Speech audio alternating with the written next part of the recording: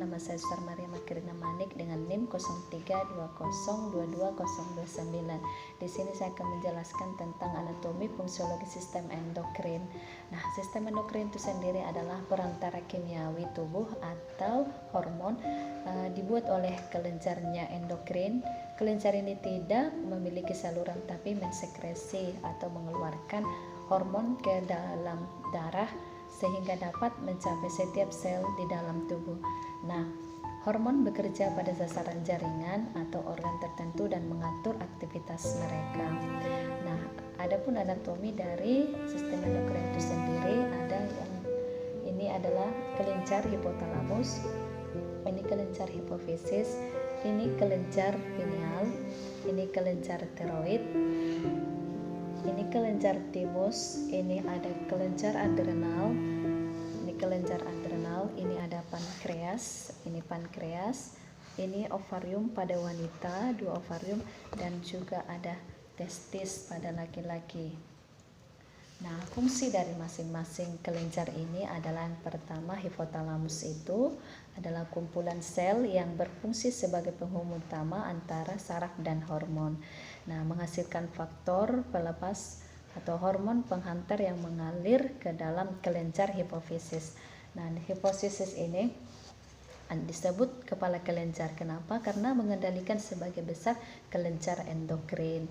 Nah, kelenjar pineal ini adalah kelenjar pineal ini adalah kelenjar sebesar kacang polong di tengah-tengah otak, membentuk melatonin, hormon penting dalam ritme tubuh seperti siklus tidur bangun, juga memengaruhi perkembangan seksual.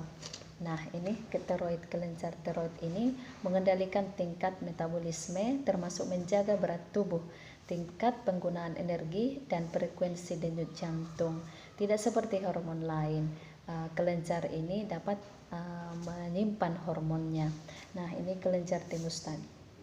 Kelenjar timus ini menghasilkan 3 hormon yang terlibat dalam pembentukan sel darah putih yang disebut sel T yang berfungsi dalam sistem kekebalan tubuh.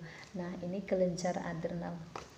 Kelenjar adrenal ini yang korteksnya atau bagian luarnya membentuk hormon steroid yang mengatur metabolisme glukosa, natrium, dan kalium, dan juga menjaga keseimbangan cairan. Nah, medula itu bagian dalamnya atau lapisan dalam itu menghasilkan adrenalin. Nah, ada pankreas. Ini adalah pankreas, itu memiliki pulau-pulau sel disebut pulau Langerhans yang menghasilkan 2 hormon, insulin dan glukagon. Insulin ini menurunkan kadar glukosa darah dan glukagon itu meningkatkan kadar glukosa darah. Nah, bagian dari mekanisme pengendalian energi tubuh juga. Nah, ada ovarium ini. Ini ovarium itu adalah kedua ovarium membentuk hormon seks wanita yaitu estrogen dan progesteron. Dengan estrogen merangsang pematangan sel telur, sedangkan progesteron itu adalah merangsang penebalan dinding uterus. Nah, testis.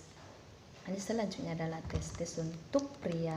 Ini kedua testis ini membentuk androgen atau hormon seks pria, termasuk testosteron. Androgen merangsang pertumbuhan dan perkembangan organ seks pria dan produksi sperma dan memengaruhi karakter seksual sekunder seperti rambut, muka, dan juga perubahan suara pada laki-laki. Nah, demikian yang boleh saya bagikan tentang anatomi fisiologi sistem endokrin. Terima kasih.